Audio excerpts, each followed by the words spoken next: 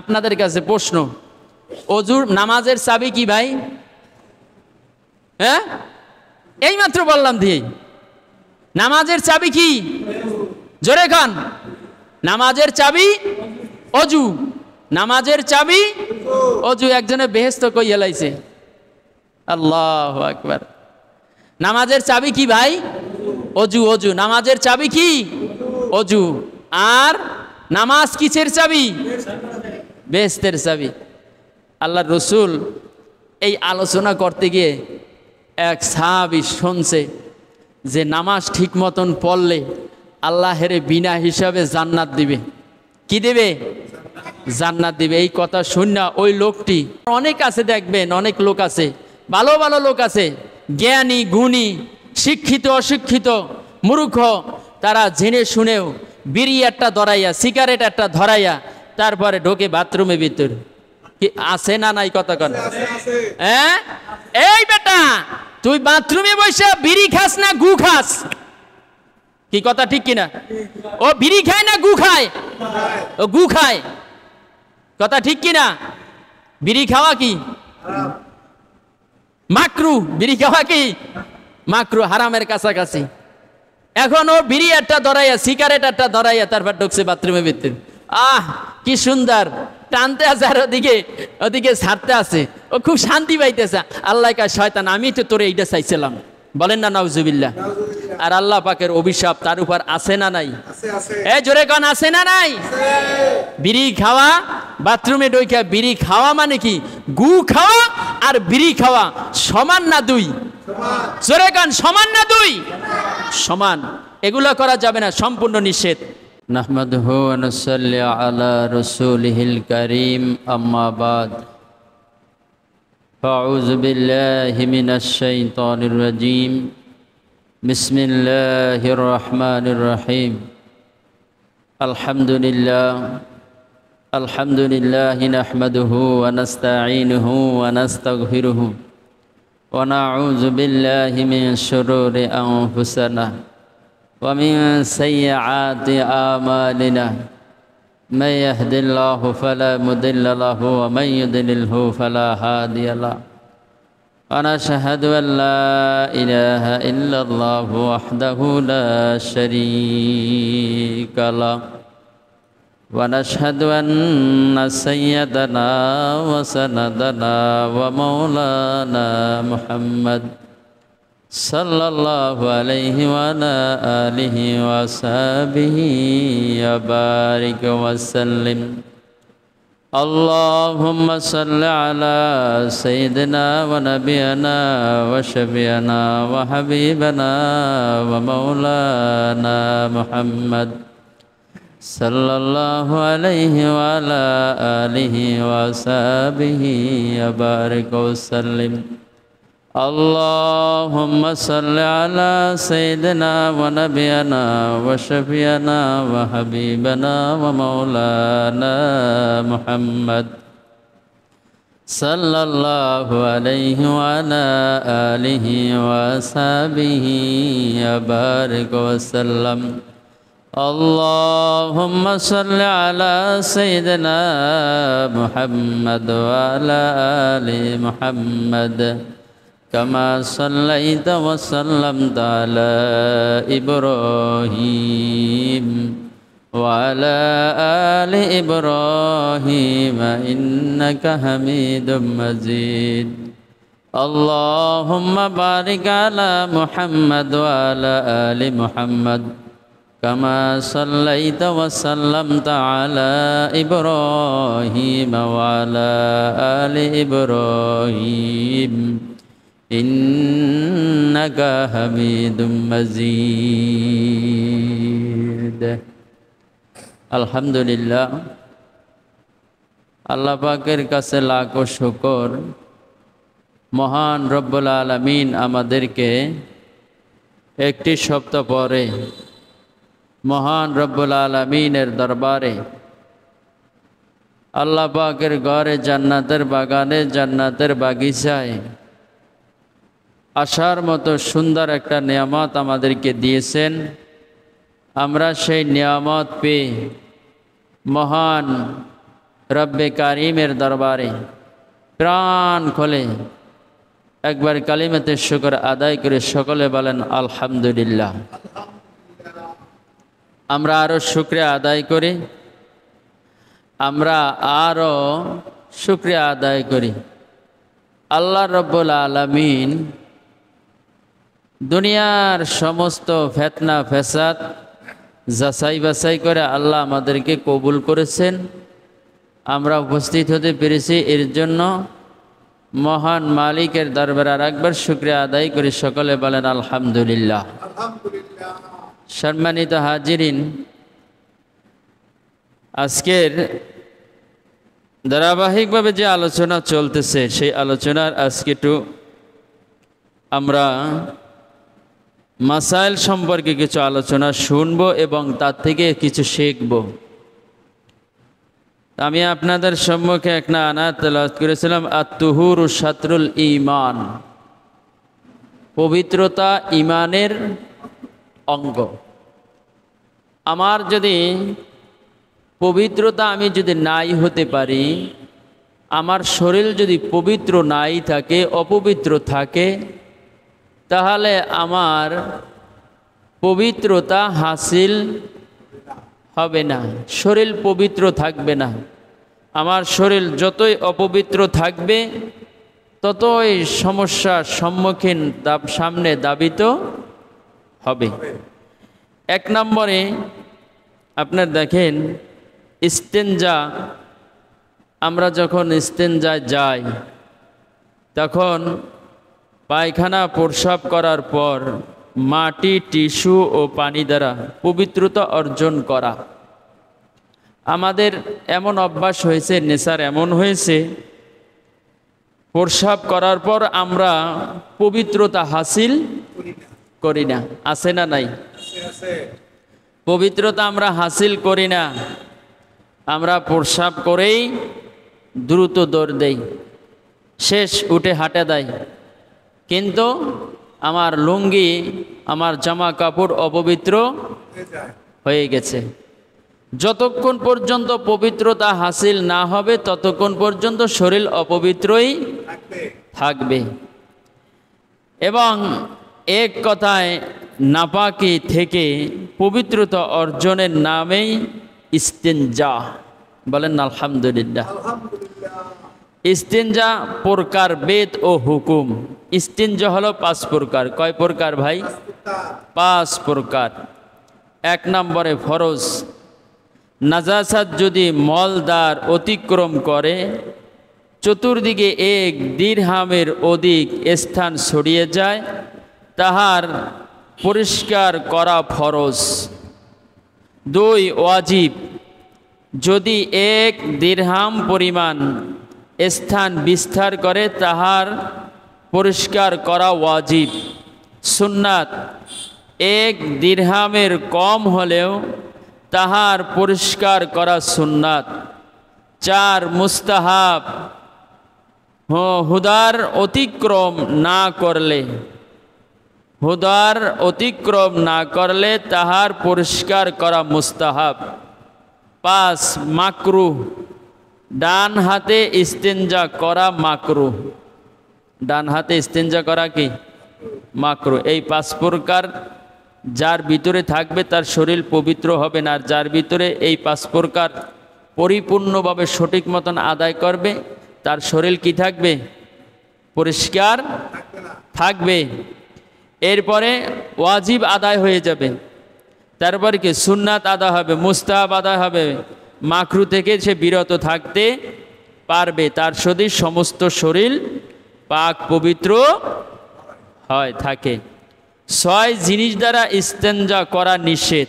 1 নম্বরে আল্লাহ তাআলার নাম। কার নাম ভাই?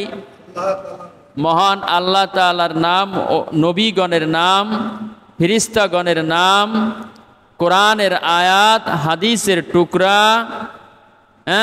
দোয়া কালাম লিখিত বা অঙ্কিত দ্বারা ইস্তেঞ্জা করা জায়েজ নাই। 5 দিক ফিরিয়া ইস্তেঞ্জা করা নিষেধ। কয় দিক ফিরিয়া? আমরা শিখলাম 6 জিনিস দ্বারা ইস্তেঞ্জা করা নিষেধ। কয় জিনিস দ্বারা?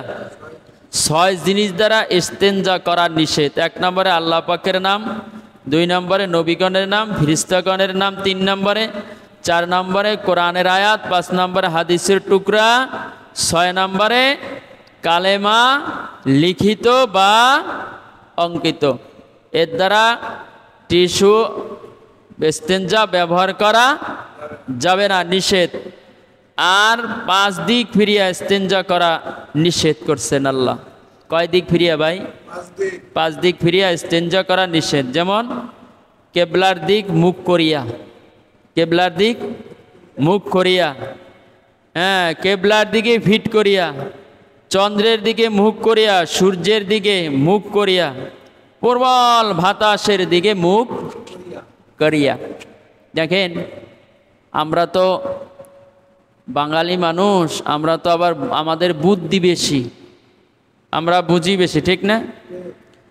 আমরা অনেক সময় বিভিন্ন জায়গায় স্থানে জরুরত আসে ঠিকই, আমরা নিজের লজ্জাকে আমরা হেফাজত করি না, খেয়াল করি না যে আমি এখানে বসলে আমার লজ্জা হেফাজত হবে কিনা, আমি নিজেকে সংযত রাখতে পারবো কিনা। কিন্তু আমরা কোনো কিছু খেয়াল না করেই আমরা বসে দেই। আল্লাহ সেটা নিষেধ করছেন, ডাইরেক্ট আল্লাহ কোরআনের কথা আল্লাহ নিষেধ করে দিয়েছেন। এবার বলছেন কি, যে কেবলার দিকে ফিরাইয়া কুকুরের মতো, একেবারে কুকুরের মতো দাঁড়াইয়া প্রস্রাব করে দেয়। নাউজুবিল্লাহ, আছে না নাই? দাঁড়াই দাঁড়াই প্রস্রাব করে কুকুরের মতো, আছে না নাই? কুকুরের মতো দাঁড়াই দাঁড়াই প্রস্রাব করে, এগুলা নিষেধ। কোরআনে এখানে নিষেধ করে দিয়েছেন। কোরআনে কি করছেন? নিষেধ করে দিয়েছেন, এগুলা করা যাবে না। দাঁড়াইয়া প্রস্রাব করা নিষেধ। আর দাঁড়ায় প্রস্রাব করে চতুষ্পদ জানোয়ার যত আছে তারা দাঁড়ায় প্রস্রাব করে, কি কথা ঠিক কিনা? আল্লাহ পাক বলছেন, আল্লাহ রসুল বলছেন, যে কোনো ব্যক্তি যদি দাঁড়ায় প্রস্রাব করে তাহলে ওই চতুষ্পদ জানোয়ারের মতো সে প্রস্রাব করলো, তার উপর আল্লাহ পাকের লানত এবং অভিশাপ। এবং 7 জায়গা দ্বারা, দেখেন 7 জায়গায় বসিয়া ইস্তেঞ্জা করা নিষেধ। মানুষের চলাফেরার রাস্তায়, এক নম্বরে, এইটাই আমাদের অভ্যাস বেশি, কি কথা ঠিক কিনা? এইটাই আমাদের অভ্যাস বেশি। প্রস্রাব আসছে, মানুষ চলাফল করতে আছে, হ্যাঁ, রাস্তার পাশে খাড়াইয়াই ছেড়ে দিছে, আছে না নাই? বহুত আছে বাবাজিরা, এগুলা সম্পূর্ণ নিষেধ, এগুলা শরিয়াত সম্মত না। ছায়দার ফলদার গাছের নিচে, এই একটা জিনিস দেখেন, এইটা সুন্দর একটা কথা। যেই গাছে ছায়া দেয়, ফল দেয়, দেয় কি দেয় না? আমরা ফস করে যাইয়া সেই গাছের নিচে বসে পড়ি, এটা সম্পূর্ণ নিষেধ। কোরআন হাদিসে নিষেধ আছে। কে লোকে নিষেধ করছেন? এই গাছগুলায় আল্লাহ পাকের জিকির করে। হ্যাঁ, আল্লাহ পাকের কি করে ভাই? জিকিরে ফিকিরে থাকে। আর এদের পুরা ঘাসটা, সম্পূর্ণ ঘাসটা শুধু পবিত্র, কথা ঠিক কিনা? পুরা গাছটাই পবিত্র, আমরা সেখানে ঘোড়ায় প্রস্রাব করে অপবিত্র করে দিলাম। ওই গাছ একদিন বলে, আল্লাহ এই লানত ব্যক্তিকে আল্লাহ তুমি হেদায়েত দিয়ে দাও। গাছে বলে, গাছে আমরা তো কথা শুনি, বলেন আমরা কথা শুনি না, কিন্তু আল্লাহ সমস্ত সৃষ্টি জগতের প্রাণীর কথা বোঝে কে? আল্লাহ বোঝে। এর জন্য ছায়াদার ফলদার গাছের নিচে আমরা প্রস্রাব কখনোই করব না। অজু বা গোসলের স্থানে, অজু করতে গেছি বা গোসল করতে গেছি, ওই গোসল করতে যাইয়ে সেখানেই আল্লাহ নাম লইয়া ছাইরে দিছে, হ্যাঁ, আল্লাহ নাম লইয়া সেখানে ধুমকল ছাইরে দিছে, এখানে করা যাবে না। বলছে কি, অজু বা গোসলের স্থানে, যেখানে বৈশা অজু করে বা যেখানে বৈশা গোসল করে সেখানে প্রস্রাব করা যাবে না, সম্পূর্ণ নিষেধ। এবং গর্তের ভিতরে তো যে কোনো প্রাণী, বিষাক্ত প্রাণী থাকতে পারে কি পারে না? বাস্তব একটা ঘটনা শোনেন। এই আপনার চাখার গেছিলাম মাহফিলে, একদিন ব্যাপী মাহফিল, সেখানে গেছিলাম, দাওয়াত দিছে। তাই সেই যাওয়ার পথে এক মুরব্বী না যুবক, বয়সের ধরেন 40-50 এরকম বয়স হয়েছে তার। সে করছি জরুরাত আসছে, যাইয়ে তো রাস্তার পাশে প্রস্রাব করতে বসে রয়েছে। আর ওই প্রস্রাব যেখানে করতে পারছে ওখানে ছিল একটা গর্ত, বিষাক্ত সাপের গর্ত। যেই না প্রস্রাব করছে সেই তো সবল দিছে, বার সে তো পুরা শরীরে কি হয়ে গেছে, বিষে ধরে গেছে। ওই লোকটারে লাস্টে কোথায় নিয়ে গেছে, হাসপাতালে নিয়ে গেছে। এর জন্য আল্লাহ পাক বলছেন, হে আমার বান্দারা, গর্তের ভিতরে কখনো প্রস্রাব করবে না, কেননা সেখানে বিষাক্ত জিনিস থাকতে পারে, আর ওই বিষাক্ত জিনিস এসে তোমাকে আঘাত করতে পারে, তোমার বিভিন্ন রকমের সমস্যা হয়ে যেতে পারে। এর জন্য সেখানে গর্তের ভিতরে প্রস্রাব করা যাবে না। সেদিকে আল্লাহ আমাদেরকে হেফাজত করুক, বলেন আমিন। 5 নম্বরে ঘোর স্থানে, 6 নম্বরে নিচু জায়গায় বসিয়া উঁচু জায়গায়।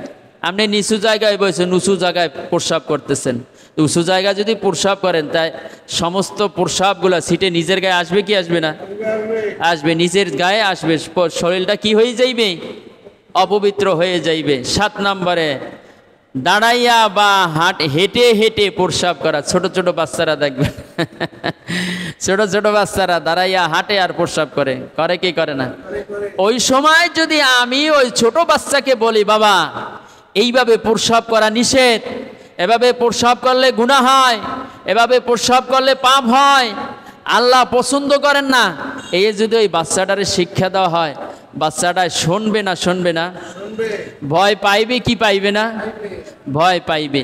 অতএব আমরা এই 7 নম্বর ছোট্ট বাচ্চাদেরকে বলবো যে, বাবা দাঁড়ায় প্রস্রাব করতে হয় না, হেঁটে হেঁটে প্রস্রাব করতে হয় না, এটা গুনাহ হয়, পাপ হয়। কথা ঠিক কিনা? আল্লাহ পাক আমাদেরকে এদিকে হেফাজত করুক, বলেন আমিন। 10 জিনিস দ্বারা ইস্তেঞ্জা করা নিষেধ। কয় জিনিস দ্বারা ভাই? 10টা জিনিস দ্বারা ইস্তেঞ্জা করা নিষেধ। নাম্বার 1, হাড্ডি দ্বারা। হাড্ডি, শুকনা হাড্ডি দ্বারা টিস্যু ব্যবহার করা যাবে না। কয়লা দ্বারা, কয়লা যতই দোন ময়লা যায়, কথা কয় না, যায় না। কয়লা যতই দই ময়লা যায় না, একটা প্রবাদ বাক্য আছে। তা এই কয়লা দ্বারা টিস্যু ব্যবহার করা যাবে না। কাগজ দ্বারা টিস্যু ব্যবহার করা যাবে না। কাঁচ দ্বারা ব্যবহার করা যাবে না। 6 নম্বরে গাছের কাঁচা পাতা। গাছের কি পাতা ভাই? কাঁচা পাতা দ্বারা টিস্যু ব্যবহার করা যাবে না। খাদ্যদ্রব্য দ্বারা শুকনা গোবর, জমজমের পানি, ডান হাত দ্বারা এবং ব্যবহৃত ডিলা দ্বিতীয়বার ব্যবহার করা। ডিলা ব্যবহার করছে একবার, আবার এই ডিলা ব্যবহার করে, সেটা পবিত্র হবে? ওটা তো অপবিত্রই হয়ে গেছে, কথা ঠিক কিনা? ওর দ্বারা আর পবিত্র হাসিল করা সম্ভব না, যাইবে না। এই কথাই সেটা বলছে বাবাজিরা আমার। আজকে আমরা জানতে পাইলাম 1 নম্বরে ইস্তেঞ্জা ফরজ, ওয়াজিব, সুন্নাত, মুস্তাহাব, মাকরু, এগুলো আমরা জানলাম। এবং 6 জিনিস দ্বারা ইস্তেঞ্জা করা নিষেধ, 5 দিকে ফিরিয়ে ইস্তেঞ্জা করা নিষেধ, 7 জায়গায় বসিয়া ইস্তেঞ্জা করা নিষেধ, 10 জিনিস দ্বারা ইস্তেঞ্জা করা নিষেধ। আমরা এতটুকু সুন্দর আজকে শিখতে পারলাম, কথা ঠিক কিনা? আমরা তো অনেকটাই জানি না, জানি বলেন? অনেক কিছুই জানি না। এবং দেখেন, ইস্তিবরা, পায়খানা ঢেলে দিলে কুলুপ, টিস্যু ও পানি দ্বারা পরিষ্কার করা এবং পুরুষ স্ত্রী সকলের জন্য সুন্নাতে মুআক্কাদা।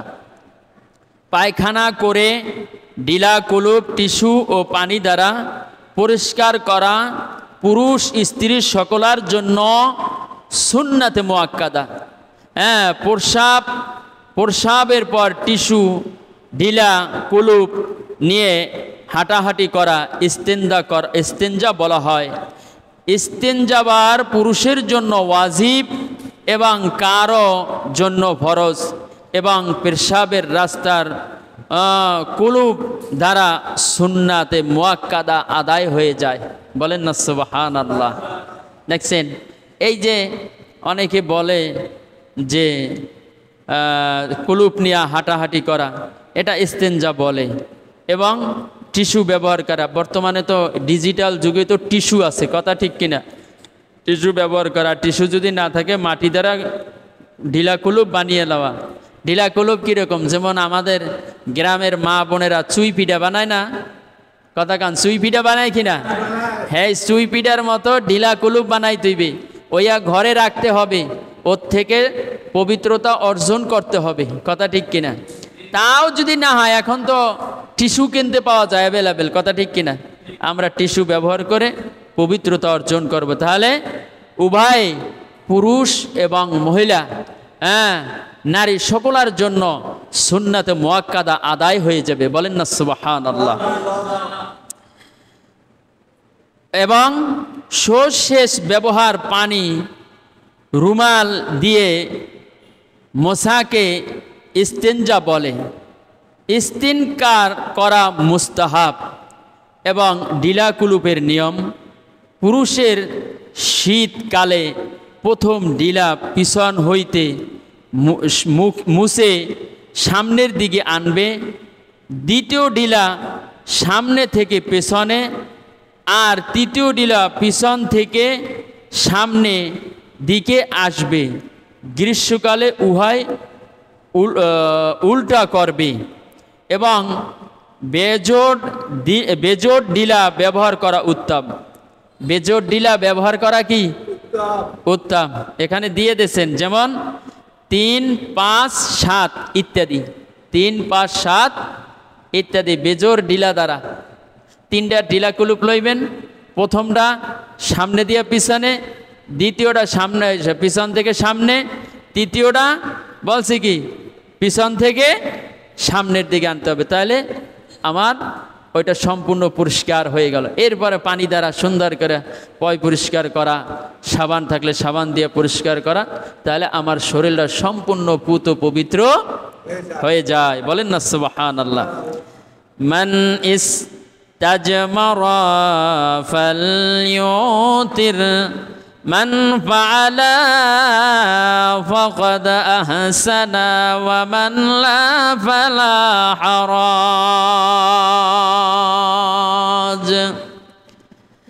যে ব্যক্তি পাথর অর্থাৎ ঢিলা টিস্যু দিয়ে পবিত্রতা অর্জন করে, সে যেন বিজোড় সংখ্যায় করে। যে এমন রয়েছে যে ভালো কাজ করেছে, আর যে এমনটি করেনি তার উপর কোনো গুনাহ নেই। ইবনে মাজা শরীফে হাদিস নাম 373 নম্বর হাদিস। প্রস্রাবের পর মূত্র নালীর অগ্রভাগের বাম হাত দ্বারা ঢিলা ধরবে এবং ভিজা ধূর না হওয়া পর্যন্ত ঢিলা নিয়ে হাঁটাহাঁটি 10 কদম, 40 কদম, 100 কদম হাঁটার নিয়ম পাওয়া যায়। বলেন না সুবহানাল্লাহ। কয় কদম? 10 কদম বা 40 কদম বা 100 কদম, এগুলা হাদিসের ভিতরে পাওয়া যায়। তা আমরা সেইভাবে পবিত্রতা অর্জন করব তো ইনশাল্লাহ। আল্লাহ করার তৌফিক দান করুক, বলেন আমিন। সম্মানিত হাজিরিন, পায়খানা যাওয়ার আদব ও নিয়ম। বাম পা দিয়ে প্রবেশ করার পূর্বে এই দোয়া পড়বে, বিসমিল্লাহিল্লাহুম্মা ইন্নী আউযু বিকা মিনাল খুবুসি ওয়াল খাবায়েস। অনেকেই তারা জিজ্ঞেস করবেন যে ভাই, এই যে পায়খানা প্রস্রাব রুখতে গেলে কোন দোয়া পড়তে হয়? অনেকেই কইতে পারবে না। পারবে কোন? বিসমিল্লাহি আল্লাহুম্মা ইন্নী আউযু বিকা মিনাল খুবুসি ওয়াল খাবায়েস। এই দোয়া অনেকেই জানে না। প্রস্রাব আসছে, পায়খানা আসছে, দৌড়েই যাইয়াই ইনশাআল্লাহ বসে যাই, কথা ঠিক কিনা? জোরে কান, কথা ঠিক কিনা? কোনো দোয়া টোয়া পড়া লাগে না, কোন পা দিয়া ঢুকছে তাও জানে না, তাও নিজের খেয়াল নাই, বাম পা দিয়া ঢুকছে না ডান পা দিয়া ঢুকছে তাও কোনো খেয়াল নাই। জরুরত আসে দৌড়াইয়া কুকুরের মতো দৌড়েই যায়, ঢুকেই ইনশাল্লাহ জরুরত ছাইরা আইসা কোনো রকম পরিষ্কার করে পানি ঢালিয়া দিয়ে তবে বইরে চলে আসে। ও বা এতে কি শরীর পবিত্রতা অর্জন হয়েছে? জোরে কান, হচ্ছে? হয় নাই। আল্লাহর নবী রাস্তা দিয়া যাচ্ছিলেন, এমন সময় দেখতে পাইছেন দুইটা কবরের পাশে আযাব হচ্ছে। কি হচ্ছে ভাই? আযাব হচ্ছে, আযাব। আল্লাহর রাসূল থমকে গেলেন, বলেন আমার সাহাবীরা দুইটা কাঁচা ডাল নিয়ে আসো, কাঁচা ডাল নিয়ে আসো। আল্লাহর রাসূল কেন কেন? কয় এই কবরের ভিতরে এই বান্দার আযাব হচ্ছে। কেন হচ্ছে? কির জন্য হচ্ছে? বলে এর বেশি বড় কোনো গুনার জন্য, বড় কোনো পাপের জন্য তার আযাব হচ্ছে না, সামান্য একটুর জন্য তার কবরে আযাব হচ্ছে। আল্লাহর রাসূল বললেন, আল্লাহর রাসূল কি সামান্য অপরাধ, কি সামান্য অপরাধের জন্য তার কবরে আযাব হচ্ছে? আল্লাহর রাসূল বললেন, এই দুই কবর ব্যক্তি তারা প্রস্রাব পায়খানা করিয়া সঠিক মতন পবিত্রতা হাসিল করে নাই, এর জন্য তার কবরে এই আযাব হচ্ছে। এর জন্যই এই কবরে তার আযাব হচ্ছে। সাথে সাথে আল্লাহর রাসূল তার কাঁচা ঢাল কোপে দিয়ে আল্লাহর কাছে দোয়া করলেন, আল্লাহ আপনি একে মাফ করিয়া দেন, এ তো আদম মূর্খ, অদম মূর্খ বোঝে নাই।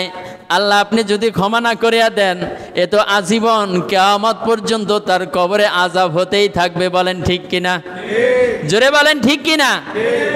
আমরা প্রস্রাব পায়খানায় যখন যাই তখন আমরা তো এ দোয়া তো পড়িই না, বিসমিল্লাহি আল্লাহুম্মা ইন্নী আউযু বিকা মিনাল খুবুসি ওয়াল খাবায়েস। এই দোয়া পড়া এতে কি বেশি সময় লাগছে? এই কথা কান, বেশি সময় লাগছে নাকি? বেশি সময় লাগে না। একটু ভরিয়া তারপরে আমরা বাথরুমে ঢুকবো, প্রস্রাব করব, আমার শয়তান আমাকে দাগা দিতে। এই শয়তান আমার কি প্রকাশ্য শত্রু না বন্ধু? চরে কান, শত্রু না বন্ধু? প্রকাশ্য শত্রু আমার। কথা ঠিক কিনা? শয়তান চাইবে আমাকে বিপদগ্রস্ত করার জন্য। যখনই আমি এই দোয়াটা পড়ে ঢুকবো তখন এই শয়তান আমাকে আর কি করতে পারবে না, দাগা দিতে পারবে না, কুমন্ত্রণাও দিতে পারবে না। এরপরে বলছেন আল্লাহু আকবার, গুফরানাকা আলহামদুলিল্লাহিল্লাযী আযহাবা আন্নি আযা ওয়া আফানি। যখন পায়খানা প্রস্রাব করে বাইরেইবেন, বাইরেনের তো একটা দোয়া আছে, আছে কি আছে না? বাইরে একটা দোয়া আছে, সেই দোয়াটা হয় কি, গুফরানাকা আলহামদুলিল্লাহিল্লাযী আযহাবা আন্নি আযা ওয়া আফানি। হ্যাঁ, এই দোয়াটা পড়িয়া বাইর খাইবেন, দেখবেন আপনারা আর শয়তান কোনো দাগা দিতে পারবে না। এবং মাথা ঢেকে রাখবে, পায়খানা প্রস্রাব করতে গেলে মাথা ঢেকে রাখবেন। কি রাখবেন ভাই? মাথা ঢেকে রাখবেন। আমরা পুরুষ যারা আছি জামাটা খুললা, গেঞ্জিটা খুললা, ফুস করে যায় বাথরুমে ঢুকে যায়, গায়ে নাই কোনো কিছু, মাথায়ও নাই, সুন্দর করে যাই বলছে, শয়তান তো খুব খুশি হয়। হয় কি হয় না? জোরে বলেন, হয় কি হয় না? এখানে বলছি কি, বলছে যে মাথা ঢেকে রাখতে হবে। মাথা ঢেকে রেখে, মাথা যদি ঢেকে রাখা হয় তাহলে শয়তান মাথায় এসে বর দিতে পারে না। এক নম্বরে আল্লাহর কালাম, আল্লাহর নাম লিখিত বা অঙ্কিত খুলিয়া রাখিয়া যাইবে, খুলিয়া রাখিয়া যাইবে। আপনার শরীরে যদি কোনো অঙ্কিত লিখিত যদি কোনো কিছু থাকে, আংটিতে বা যে কোনো তাবিজে যে কোনো জায়গায় যদি থাকে, শরীরে যদি থাকে, ওগুলা খুইলা রাইখা তারপরে বাথরুমে ঢুকতে হবে। বুঝতে পারছেন? আমরা ওই অবস্থায়, অনেকে আছে ওই অবস্থায় বাথরুমে আমরা কি হয়ে যাই, ঢুকে যাই। এটা নিষেধ করছেন।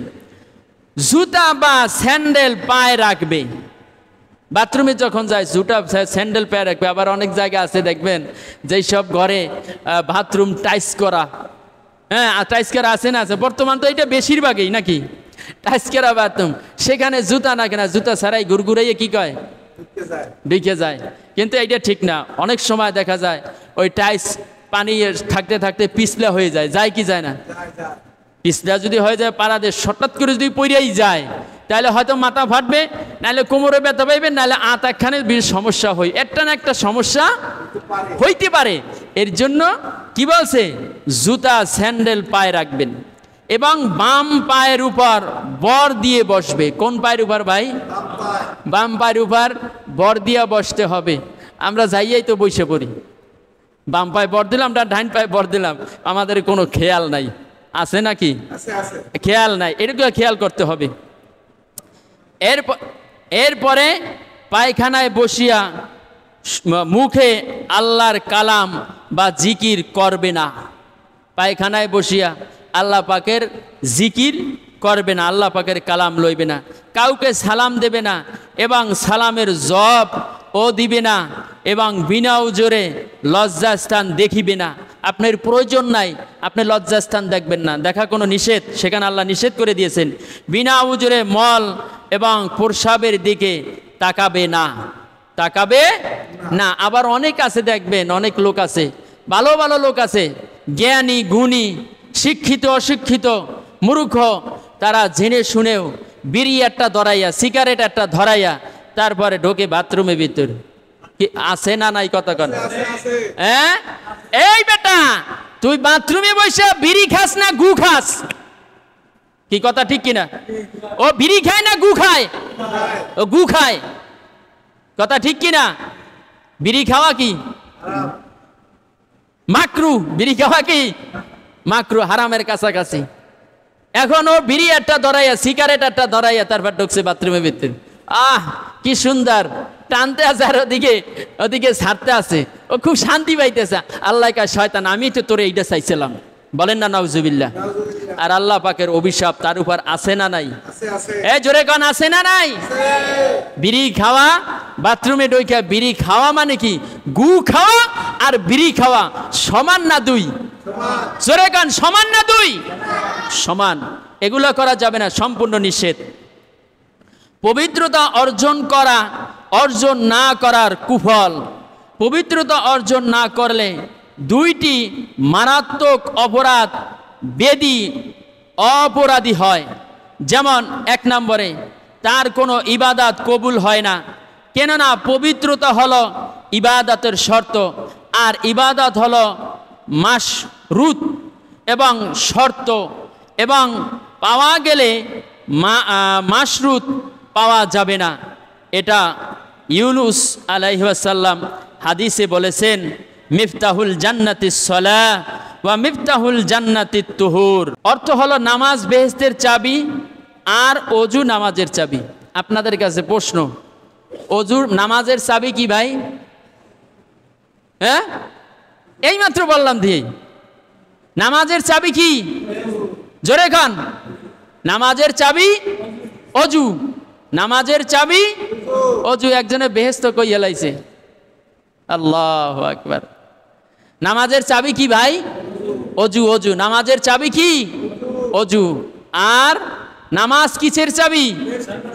বেহেশতের চাবি। আল্লাহর রসুল এই আলোচনা করতে গিয়ে এক সাহাবী শুনছে যে নামাজ ঠিক মতন পড়লে আল্লাহের বিনা হিসাবে জান্নাত দিবে। কি দেবে?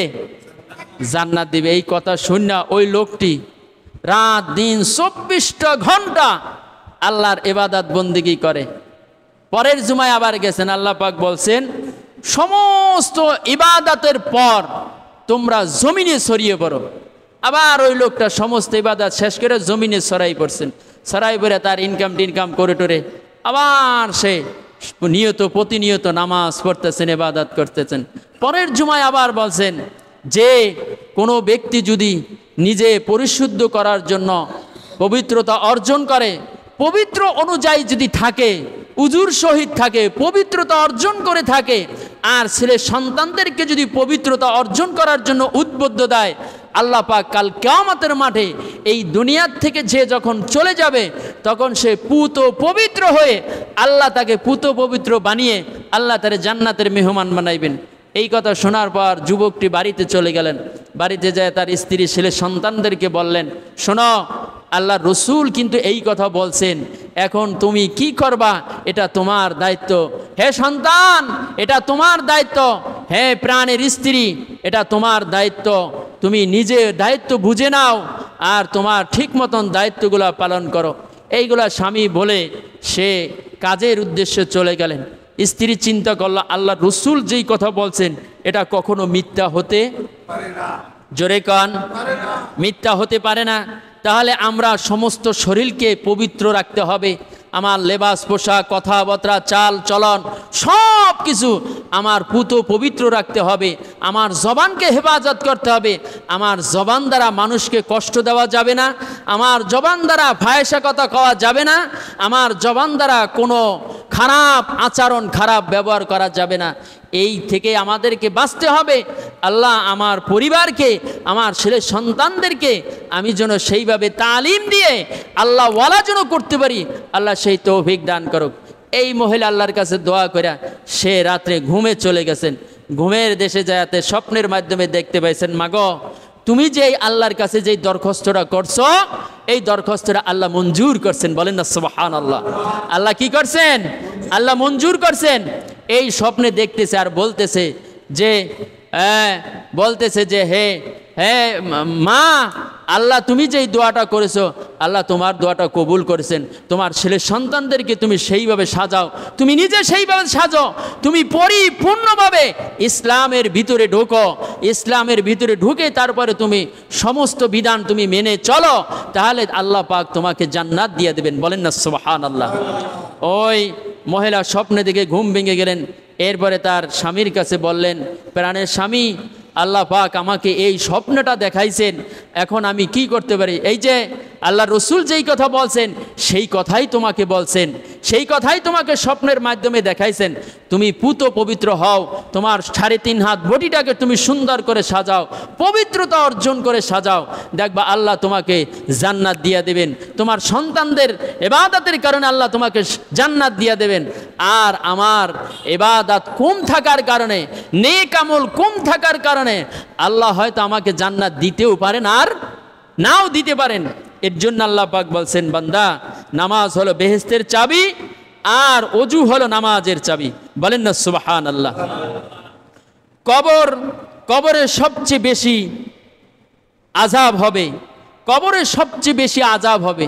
কি আযাব হবে দেখেন, ওয়া আন আব্বাস ইবনে রাদিয়াল্লাহু তাআলা আনহু قال قال رسول الله صلى الله عليه وسلم أنه مر بقبرة يعذب قال إنهما لا يعذبهما وما يعذب بني في كبير أما أحدهم فكان لا يستطير من البول وأما آخر فكان يمشي بالنامية।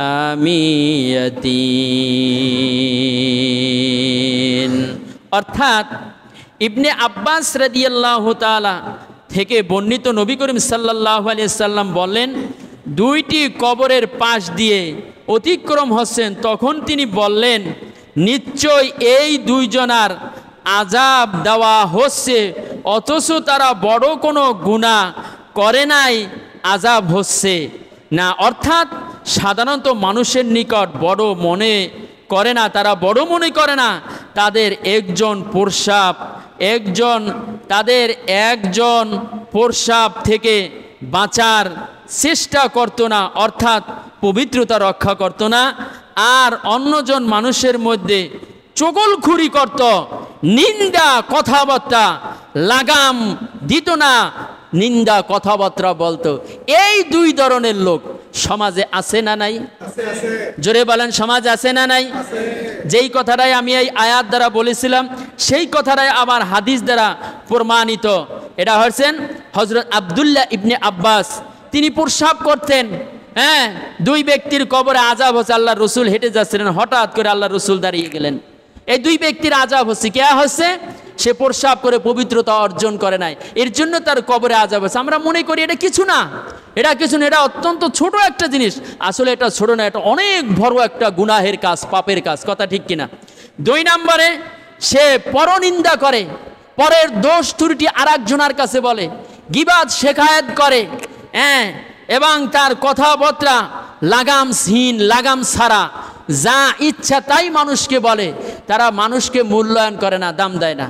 কথাটা বুঝতে পারছেন? তারা নিজেকে খুব বড় মনে করে, আমিত্ব, আমি, এই আমিত্বটা তার ভিতরে আছে। যতক্ষণ পর্যন্ত এই আমিত্ব শেষ না হবে ততক্ষণ পর্যন্ত সে সমাজের কাছে সে গ্রহণযোগ্য হবে না। এর জন্য তাদেরকে আল্লাহ পাক তাদেরকে এই 2 ব্যক্তিকে সাজা কাফরা দিতেছেন কবরে।